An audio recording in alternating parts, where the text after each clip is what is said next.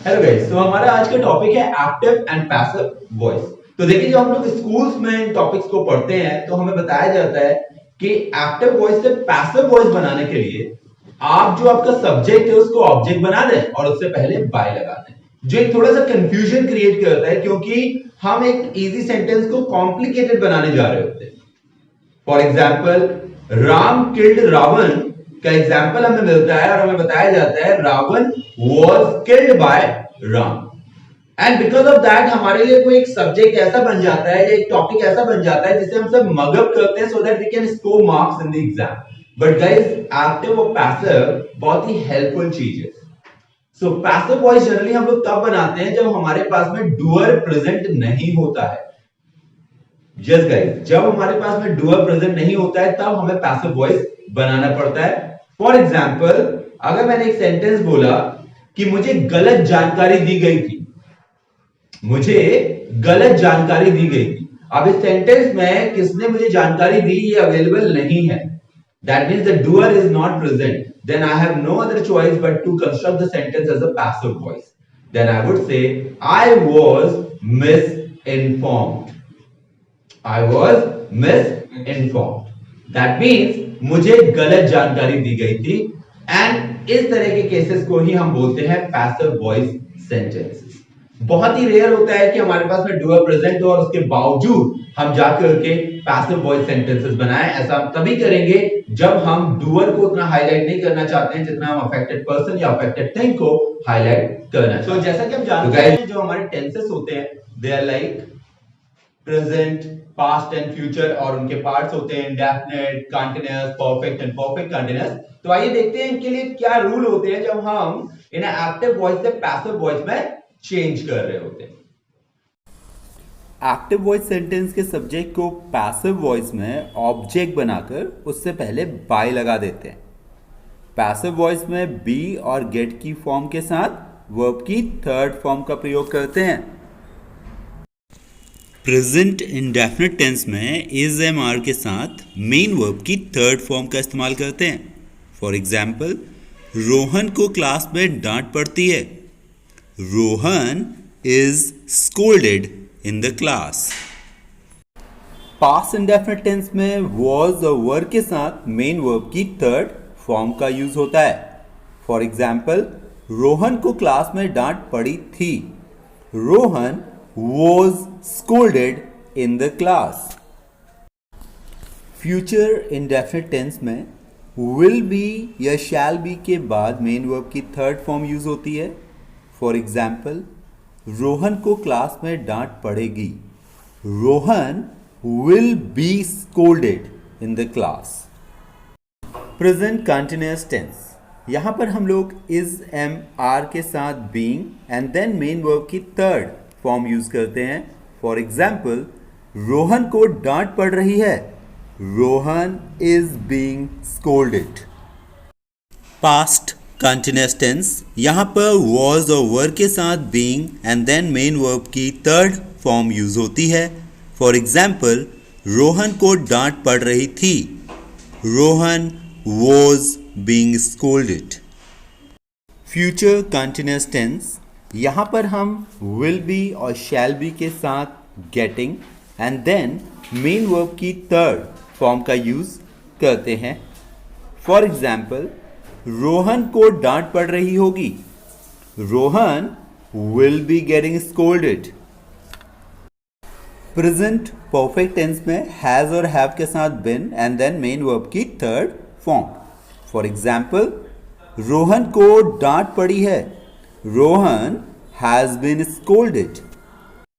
Past perfect tense में had been और main verb की थर्ड फॉर्म का यूज करते हैं। रोहन को डांट पड़ चुकी थी। Rohan had been scolded। Future perfect tense, इस टेंस में will और shall के साथ have been और फिर मेन वर्ब की थर्ड फॉर्म को यूज करते हैं। फॉर एग्जाम्पल, रोहन को डांट पड़ चुकी होगी। Rohan will have been scolded। Present perfect continuous tense, इस टेंस में हैज़ और हैव के साथ been getting and then main verb की थर्ड फॉर्म का यूज करते हैं। फॉर एग्जाम्पल, रोहन को 2 दिनों से डांट पड़ रही है। Rohan has been getting scolded for 2 days। Past perfect continuous tense, इस टेंस में हैड के साथ been getting and then main verb की थर्ड फॉर्म को यूज करते हैं। फॉर एग्जाम्पल, रोहन को 2 दिनों से डांट पड़ रही थी। Rohan had been getting scolded for 2 days। Future perfect continuous tense, इस टेंस में विल या शैल के साथ have been getting and then main verb की थर्ड फॉर्म यूज करते हैं। फॉर एग्जाम्पल, रोहन को 2 दिनों से डांट पड़ रही होगी। Rohan will have been getting scolded for 2 days।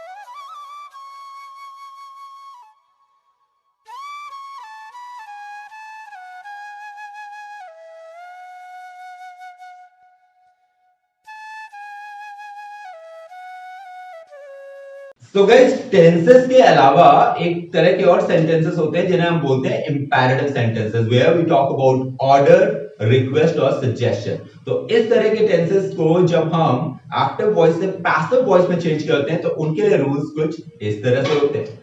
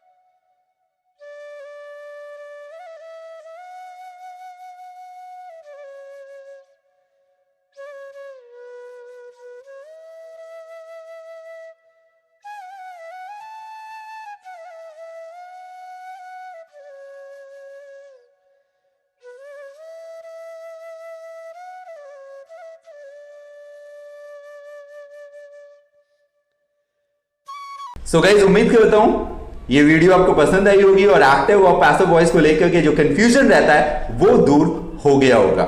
So all the very best for all kind of comparative exams और द बोर्ड एग्जाम्स। और यस, इस वीडियो को लाइक करना, शेयर करना और चैनल को सब्सक्राइब करना बिल्कुल मत भूलना दोस्तों।